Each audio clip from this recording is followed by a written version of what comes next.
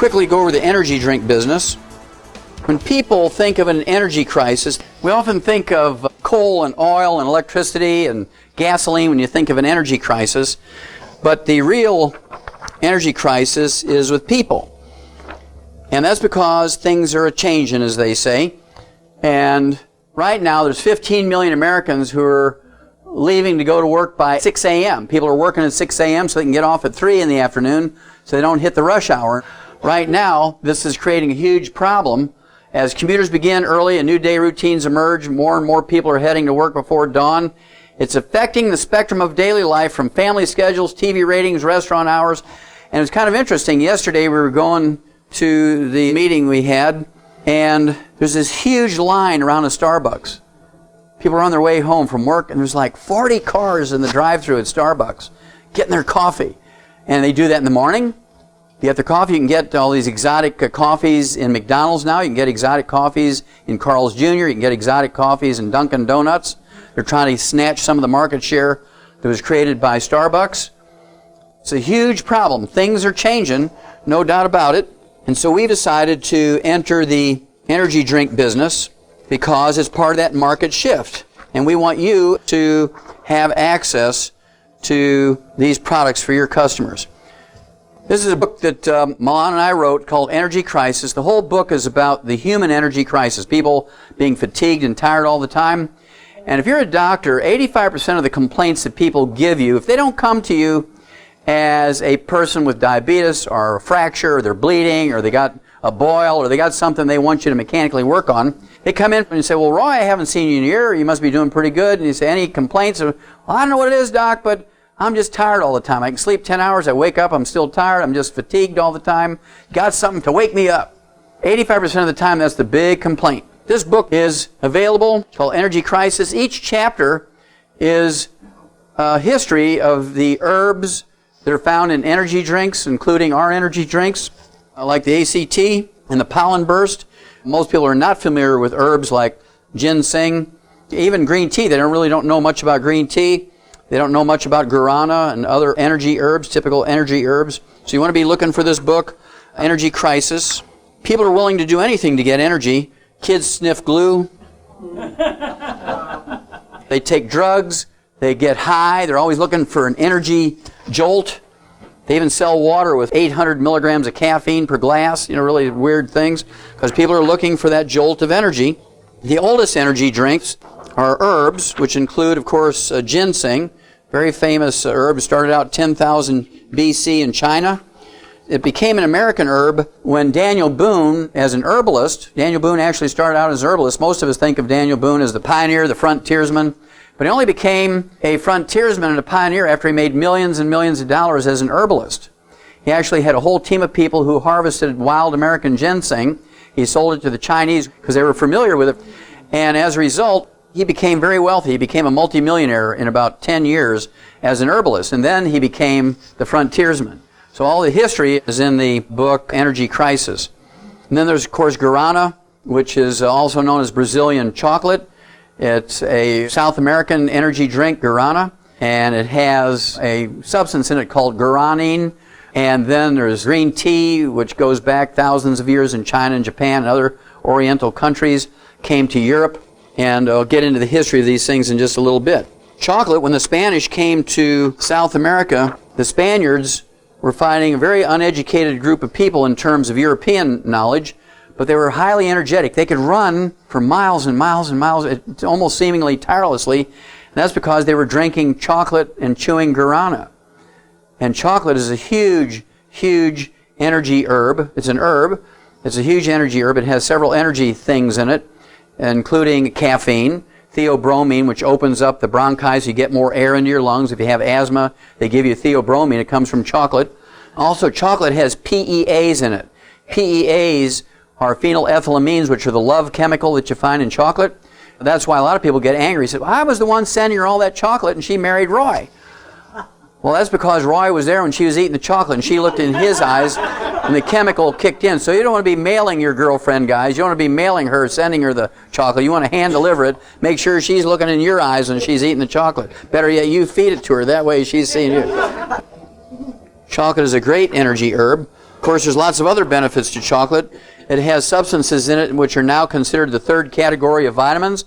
Everybody knows about the water-soluble vitamins, the B vitamins and vitamin C, the fat-soluble vitamins A, D, E, and K. And then there's another category of vitamins called the flavonols now. They will lower your blood pressure, lower blood sugar. Would they be useful for any kind of health problem, you know? Well, yeah, hypertension, diabetes.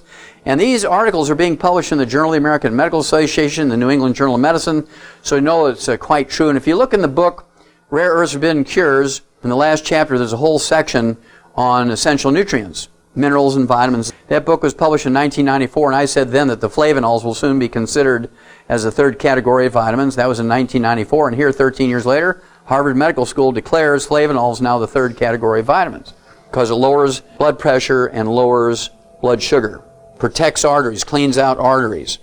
And just so you don't take my word for it, this came out in March of 2007. Should cocoa flavanol be classed as a vitamin? Of course, the answer is yes. And this is from Harvard Medical School. Epicatechins of flavanol found in cocoa, tea, and wine could also support the diet in that it would be classified as a vitamin, says Harvard researchers. Then I want to jump to a point in history. In the colonies, we had the Boston Tea Party, which occurred in December of 1773. And most of us know well, there was a Boston Tea Party and a bunch of guys dressed up like Indians threw the tea into the Boston Harbor, and that's all we know. Well, it was actually perpetrated by a guy by the name of Samuel Adams, and Samuel Adams was kind of a ne'er-do-well thug who was a cousin to John Quincy Adams and John Adams, and he lived in taverns and was sort of like a Robin Hood guy. He stole money from the rich to give to himself. And he had a whole group of people he called the Sons of Liberty, which he stationed out at all these other taverns.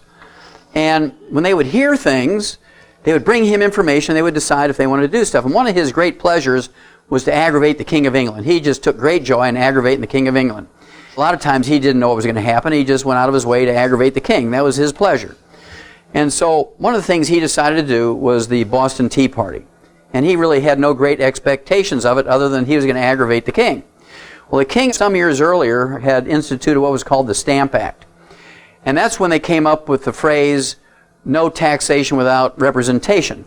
Because the American colonies did not have any representation in the British Parliament, and they wanted Benjamin Franklin to be our representative in the British Parliament. So Benjamin Franklin was always in France and always in England because they wanted him to be our official representative. He was sort of an unofficial representative, but they wanted an official spot in Parliament. And the king said, well, those are just a bunch of heathens out there in America, you know, what do they know? They can't be in the British Parliament. And he wouldn't let them have a member of British Parliament, even though one person out of hundreds couldn't affect British policy. And it was more of a token recognition, and the king refused to do it. So they came up with this cry, no taxation without representation. And the Stamp Act was a terrible choice by the king because it caused everybody who moved any piece of paper, like a newspaper, a letter, a contract, they had to pay the king a royalty on every piece of paper. There had to be an official, like a tax collector. You'd go and he'd put some wax on there, put the king's stamp on it, and you'd pay him $1 or whatever it was, which is a lot of money back then. So the king says, oh, I made a mistake there because everybody in America is angry with me. So he didn't repeal the Stamp Act, but what he did was lower the rate a little bit. He says, well, who can I tax to pay for the war in Europe? I got to make the Americans pay for their own occupation. So he said, I'll just tax the tea drinkers because they only make up 7% of the American colonies. 93% of Americans are whiskey drinkers, so I don't want to tax them. There's too many of them. I'll just tax the tea drinkers. And he came up with the tea tax early in 1773. Well, in December of 1773, the king sent 3 British royal ships filled with his own tea. It was the king's tea. He had his tax on it, so he's going to get a double hit there. Wanted to help finance the war in Europe. He sent 7 British men of war with all their cannons. There was 100 Marines on each ship, 700 Marines to protect his tea. They pulled into Boston Harbor, and of course, Samuel Adams had advance notice of this. And so he called a meeting at the Old South Church in Boston, and Boston at that time had 27,000 people in the population. 8,000 people showed up. A third of the population showed up at this meeting at Old South Church. And for 3 hours, Samuel Adams revved him up and revved him up. Anti-king rhetoric. People were shouting against the king and no taxation without representation. And that was kind of the theme of this aggravacious little meeting. Well, when he recognized that the crowd was just frothing at the mouth and ready to do something, he gave a signal, and 28 guys came out from behind the church, all members of the Sons of Liberty, and they were dressed up like Mohawk warriors with war paint, and they darkened their skin, and they had leggings and all the trappings that Indian warriors would be wearing. These 8,000 people surrounded these 28 Sons of Liberty and shuffled them off to the wharf where the 3 ships containing the king's tea were. They went on the ships, threw all the tea overboard. This 8,000 surrounded them again. They went back to the church. These guys went to the back of the church, undressed, got into their street clothes, and nobody today knew who those 28 were. Well, Samuel Adams just thought, well, I'm just going to stick the king and throw his tea in the bay, and he thought the king would have soldiers running around posting notices, 10-shilling reward for information into arresting these Indians, blah, blah, blah. Well, instead, the king overreacted. This is something that Samuel Adams did not anticipate. The king immediately declared martial law. And so if you even looked at a British soldier, they could shoot you. If you spit on the sidewalk, they could shoot you without a trial.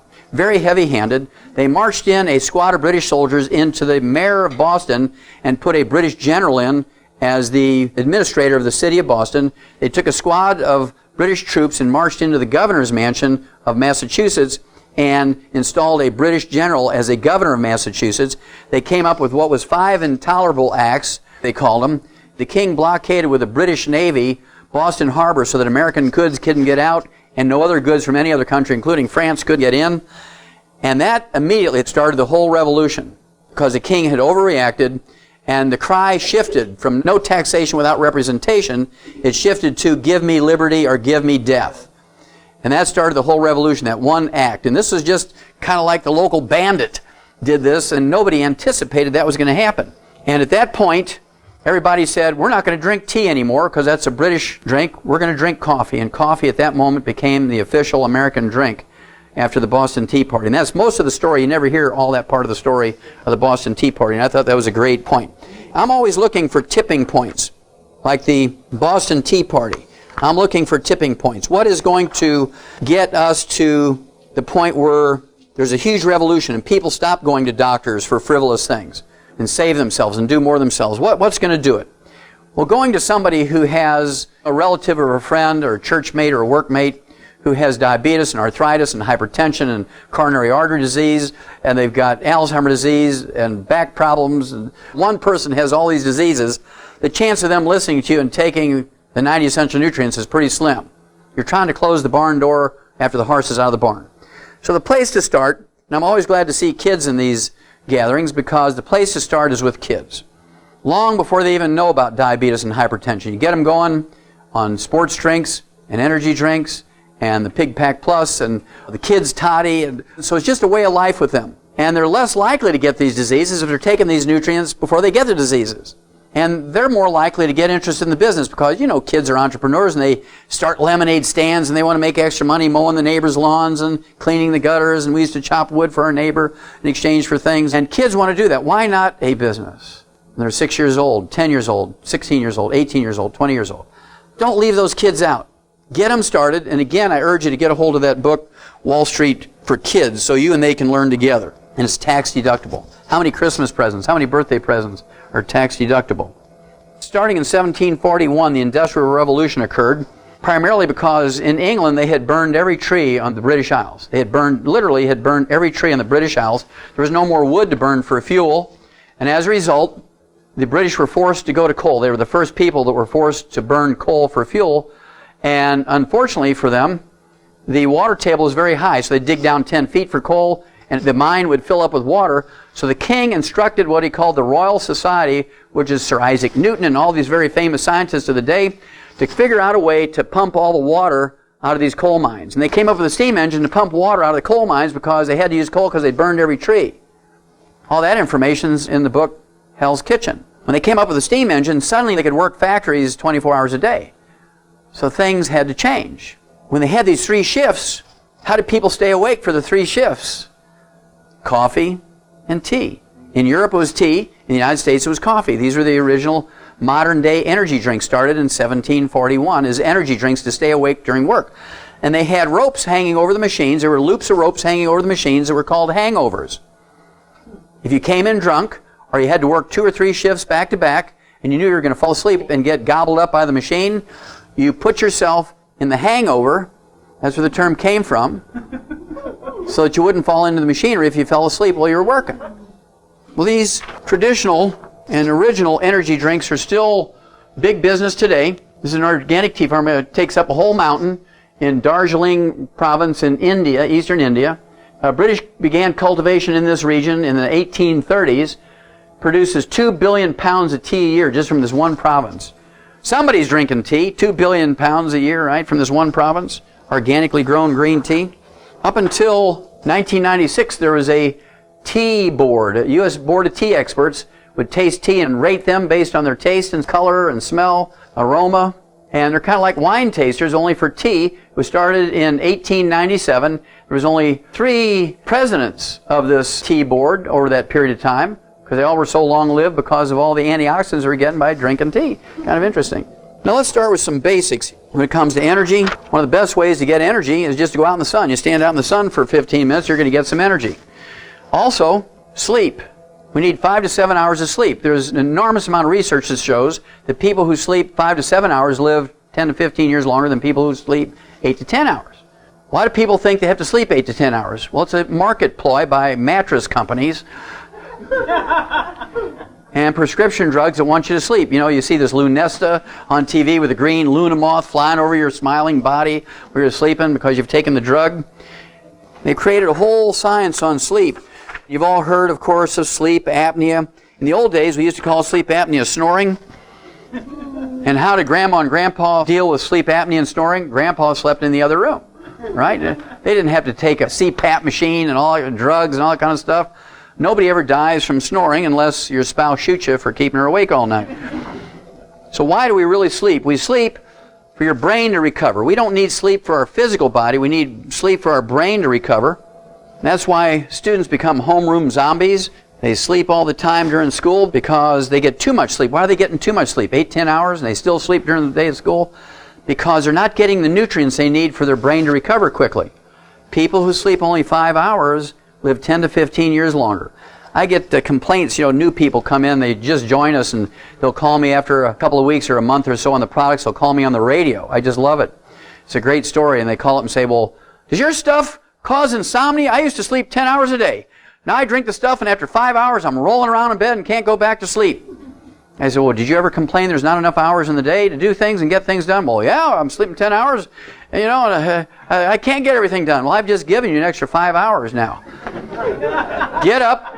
Don't roll around trying to go back to sleep. You get up and you get on the internet, mow the lawn, clip the dog, walk the dog, do your laundry, make the lunches for the kids, make all your phone calls to the East Coast and all that kind of stuff, into Europe and Australia. Get your business done. The rest of the day you can go play golf because you got your business done before everybody else woke up. Well, how do kids deal with the problems? Well, the kids deal with the problems by drinking energy drinks. A lot of times when people are exhausted, they're just dehydrated. Unless you're drinking 8 to 10 glasses of water a day, you're not getting enough fluids. And dehydration will actually cause you to be fatigued. You just feel tired. I don't know what's wrong with me. I'm just tired today. Think about it. How much water did you drink? Drink 3 glasses of water and suddenly you'll wake up. Water is required as a solution to carry things around in your body. Get waste products out, get the nutrition in. And of course, there's a lot of big advertising. All the various waters out there, $1.29 per half liter, or even a quart. What if you're paying $1.29 per quart? That's $5 a gallon. You're paying $1.29 a quart. But really, when you go to a mini mart, you're paying $1.29 for a half liter, 16 ounces. And so you're actually paying $10 a gallon for drinking water. A lot of exotic waters. It was all started by Perrier water, of course. Now, and you don't see much about Perrier water anymore because they were beat to death in the marketplace. Fiji water, they charge you $5 for a bottle. They're not shy. They just charge you $5 a bottle. So if you drink 4 of those quarts, that's $20 a gallon for that drinking water. I really love that stuff. The oldest modern energy drinks are soft drinks. They go back to the early 1800s. The first one that was commercially sold was Hires Root Beer. Was the first energy drink. Had 20-something, 23, 25 herbs in it. And then next came Dr. Pepper. Next came Coca-Cola, which was originally not Coca-Cola. It was called Vin Martini. It was actually cocaine. It was just cocaine in a liquid form is what it was. It was ruled that it was causing too many addictions with the cocaine and everything.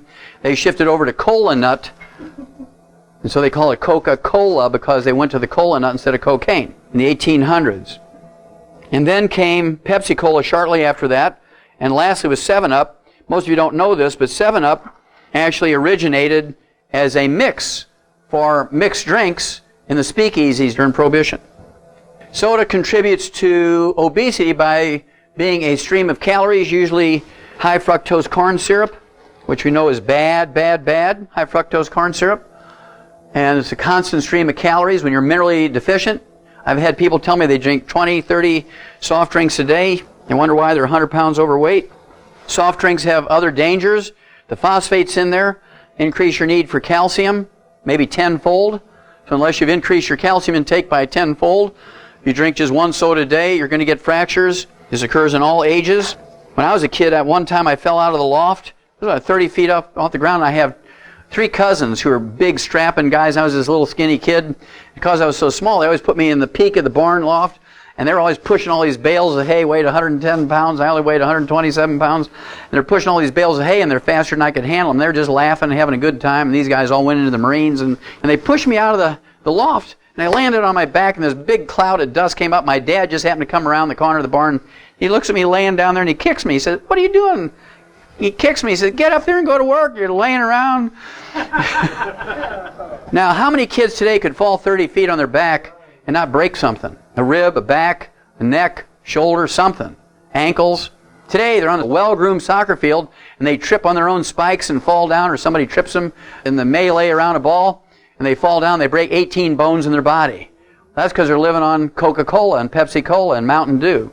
All those phosphates. And also, if you drink carbonated drinks during your meals, particularly if you drink carbonated drinks during your meals, it neutralizes your stomach acid, so you cannot absorb minerals, you cannot digest protein, you cannot absorb B12. Particularly B12 is interesting because there's a substance produced by your stomach called intrinsic factor. It's kind of like a very special mucus that binds on with the B12, but it has to be in an extremely acid environment. It's got to be like battery acid, 1.0 acid out of a system of 14. What happens if you drink carbonated drinks while you're eating your meals, especially the meals when you're taking your supplements? You can't absorb them. There's a stomach enzyme called pepsin, which is designed to digest proteins. Will it work when you're drinking carbonated drinks during your meals? And the answer is no, because it neutralizes your stomach acid, and it requires stomach acid for pepsin to work. Can you drink a carbonated drink at night at 8 o'clock while you're watching a football game? You could, because it's not going to affect your stomach acid while you're eating. Remember I told you about the Santa Claus ad for Coca-Cola? They were marketing to kids. Okay, you look at the words in here. If I were to tell you where this was advertising, you'd know. And exactly. But when you just look at the key words, they're looking to low-income, minority groups of people, baby boomer age, because the baby boomers and people our age, the seniors, we were all marketed to for Coca-Cola, and so they're still marketing to us. Just like, have you seen a resurgence of marketing oldies on CDs, on TV, and DVDs of the old groups singing it? That's because the baby boomers now are getting sick, and they long for the old days when rock and roll was around, and so this nostalgia thing, and so they're going after that market. This is not a subtle thing. This is a very direct thing. So why aren't they marketing to kids anymore? Because they've lost it. The kids are not going to pay attention to Santa Claus drinking Coca-Cola anymore. Soft drinks, again, are streams of calories. This kid is from Indianapolis. He's 12 years old. He weighs 328 pounds. 12 years old. Not genetic. It's not because he doesn't exercise. It's because he's minerally deficient. And you take in a stream of calories from high fructose corn syrup, and you're minerally deficient, you're going to gain weight. Lastly, on the subject of soft drinks, this was a big study in the Harvard Nurses Health Study, June of 2004, a little over 3 years ago. It says here, the soda may increase diabetes risk in women. There's 91,000 nurses, female nurses, over an 8-year period. Women in the study who drank at least one sugar-sweetened soda a day were 85% more likely to develop type 2 diabetes. What if you drink 2? You're 100% likely to get diabetes. What if you drink 5 a day? You're doomed to get it very quickly. This is a huge study. You've got to pay attention to these things. Now comes the energy drinks. This is out of an article in National Geographic magazine. They're telling you the different grades of coffee beans and how much caffeine is in drinks out there. When this came out several years ago, Mountain Dew had the biggest hit of caffeine. But then here crumpled up on the side of that keyboard is a Red Bull can. There's chocolate like M&M's, even Excedrin. You look at how much caffeine's in Excedrin. A lot of kids just take Excedrin for the caffeine buzz. 2 Excedrins give you as much caffeine buzz as 3 cups of coffee. Now people do crazy things when they get lots of caffeine. When they get a small amount of caffeine, a total of 300 milligrams a day, it actually enhances your brain cognition, your ability to solve problems. In fact, one mathematician who's a professor won a Nobel Prize, and he said a mathematician is a guy who converts coffee into mathematic formulas. I thought that was kind of fun. Starbucks took coffee appreciation in America to a higher level. Starbucks, you'll remember, was the name of the first mate in the ship of Moby Dick fame. Herman Melville, first mate in the ship, was called Starbuck. That's where the name came from. And they spent a lot of time and effort educating their customers and hopeful customers into the various blends of coffee from Costa Rica and the Terrazoo and African coffees. This is actually where coffee started, was in Africa.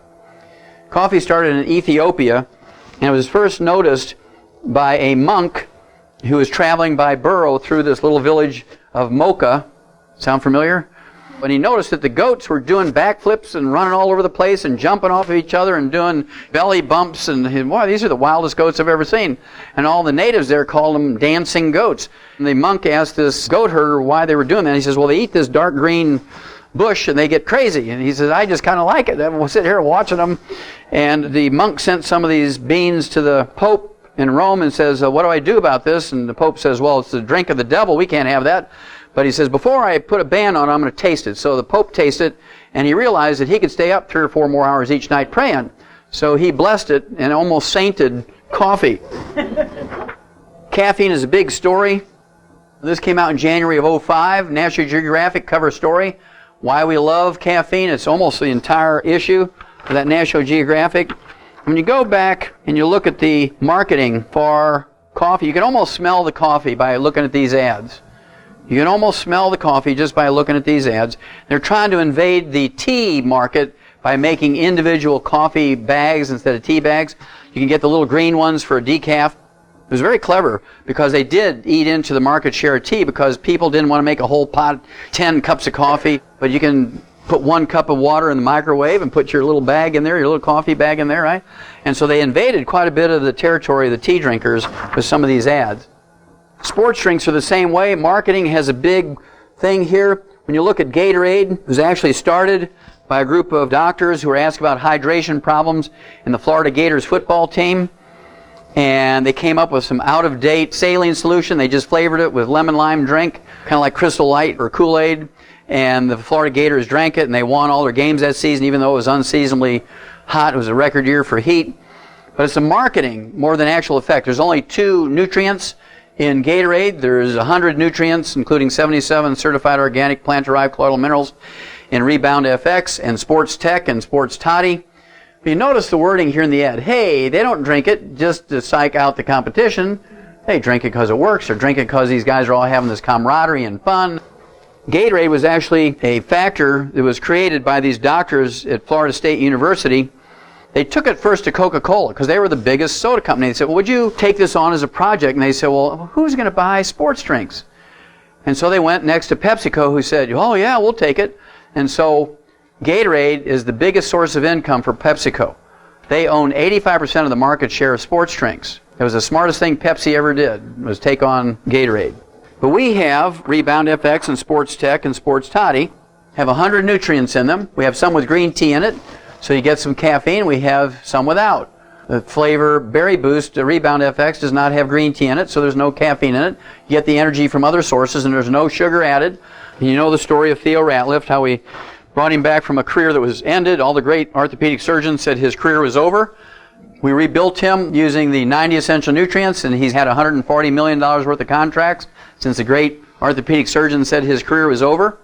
So you think that stuff works? Yep. Well, he loves us, and as a result, he's one of our spokespersons for Rebound FX, which we really designed for him. Highly absorbable liquid supplement, supports healthy exercise, promotes optimal well-being, proprietary formulation, supports cardiovascular health, boosts stamina and energy, great taste. And then when you really do a scientific comparison of Rebound FX versus Red Bull versus Rockstar versus Gatorade versus Powerade, guess what? There's 100 nutrients, including the 77 plant-derived colloidal minerals. There's no other sports drink or energy drink that has the 77 certified organic plant minerals. Look at Gatorade. It only has 2 nutrients, sodium and potassium. You look 100. I mean, which is better? We have to work hard to beat the marketing of PepsiCo. Now, many of you have tried Pollen Burst. Pollen Burst, of course, came on the scene in 1976.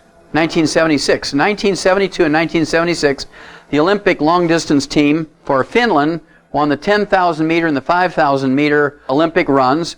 And after 1976, the Upjohn pharmaceutical rep went to them and said, "Are you taking some stuff? What is it you're doing to win these races?" I mean, it was just year after year they won the same long-distance races. And they said, "Well, we're taking flower pollen."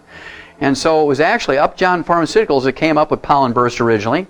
It's a pollen green tea energy drink. Very unique. It's non-carbonated in individual pouches. And you just tear open the pouch, put in 16 ounces of water, shake it up, or you can put it in juice and drink it. It's just a great energy drink. I wouldn't recommend it late at night unless you want to stay up all night, because it does give you an enormous amount of energy, but you don't get the jitters, because the energy really doesn't come from caffeine. It comes from other stuff. And it's a wonderful drink. Tastes great. Kids love it. In fact, you can give it away at Halloween instead of candy at the door. Put your name and phone number on it. Tell people, hey, are you interested in your own energy drink distribution business? Talk to them about Pollen Burst. On each packet, it has all the ingredients in it so parents can look at it. Today, you're going to learn about ACT. Try it, feel it, love it is the theme, of course, for ACT. It's a very unique energy drink in a can. We also have the non-carbonated pouch, which I love to drink during meals because it's non-carbonated. The can you can drink anytime you're not eating or taking supplements. It originated as this non-carbonated pouch. Same formula, exact formula, except it was dry powder with no carbonation. In their first 20 months, they sold 12 million of these little pouches. Just 20 months. In 30 minutes, when we first came out with the cans of ACT, in the first 30 minutes, 400 people in the room, we sold 500,000 cans to those 400 people. They were so excited about moving from the pouches to the cans. The pouches still today are a bigger seller than the cans because people like the non-carbonated version. They can just put in a bottle of water. The ACT is actually bottled by the old Schlitz Brewery in Memphis, Tennessee. Or canned, I guess you say. At the Schlitz Brewery, all the employees, when Schlitz went out of business, they sold the bottling plant and the canning plant to the employees, and the employees do all this bottling for Starbucks. They do the canning for Red Bull, and they do the canning for ACT.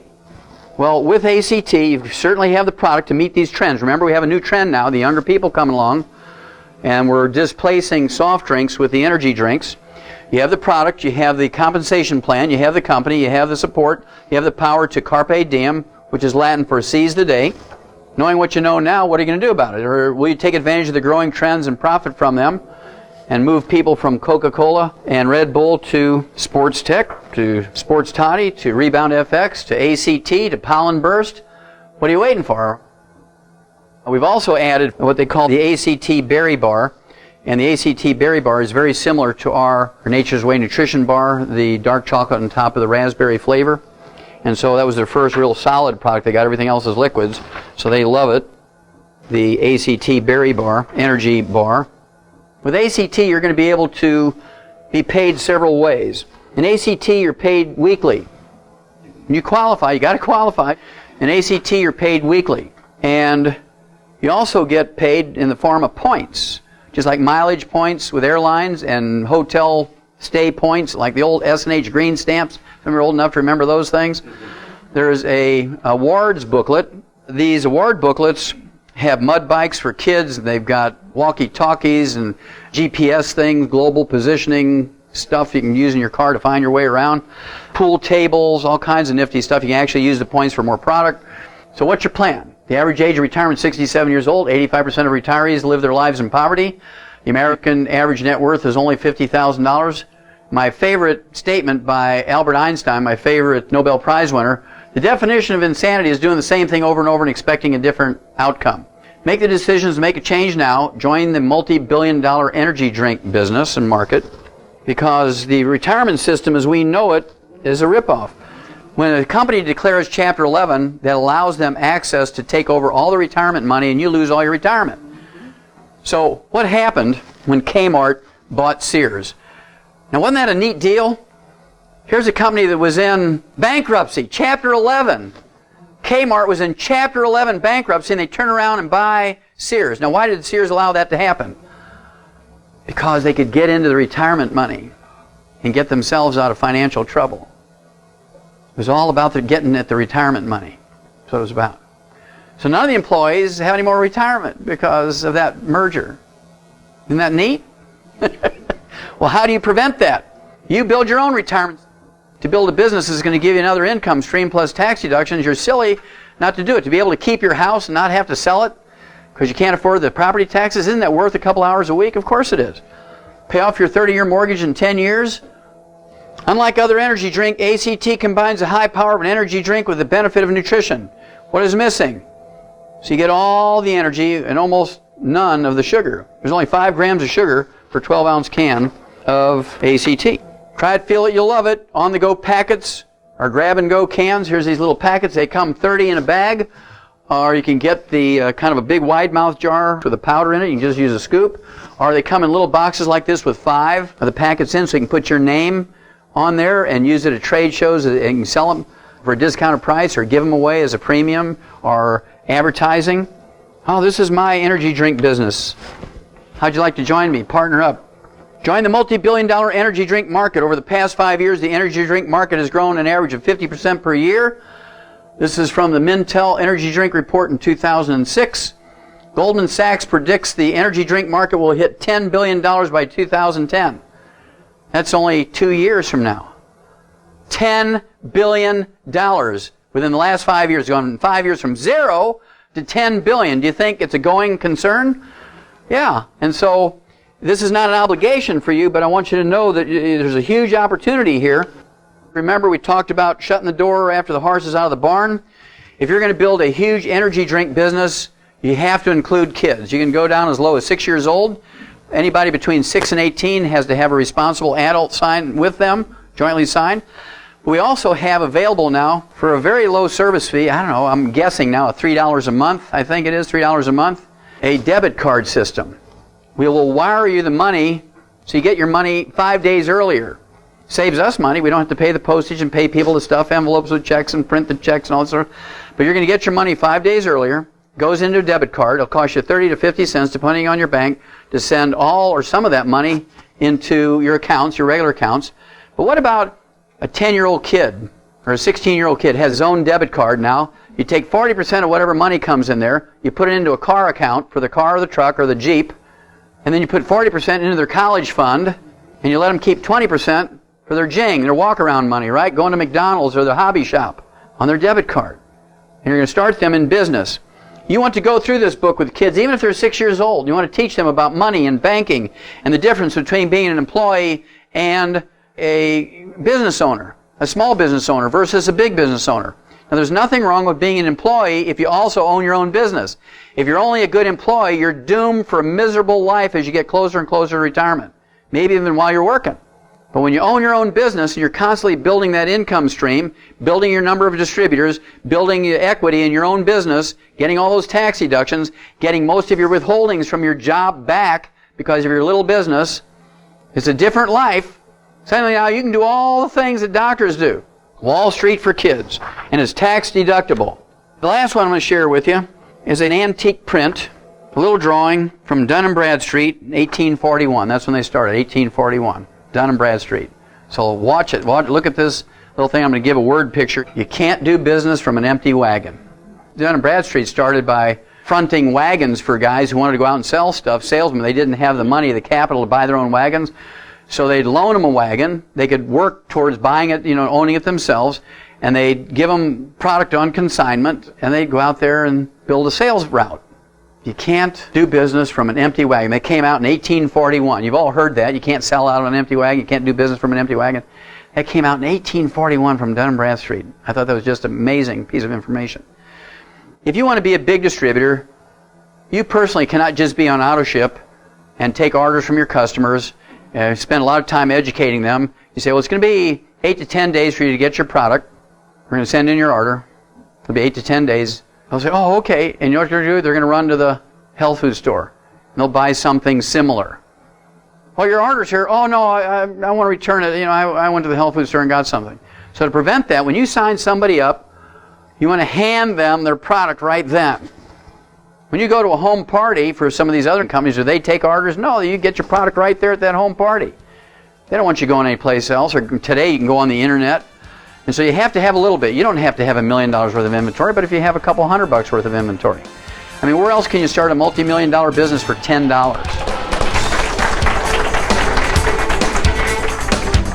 Information and statements regarding dietary supplements discussed have not been evaluated by the Food and Drug Administration and are not intended to diagnose, treat, cure, or prevent any disease.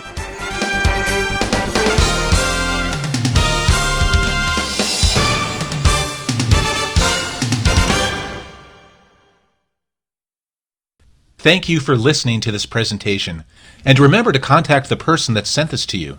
For more presentations and books that go into greater detail, go to docwallachmedia.com. And be well. These statements have not been evaluated by the FDA.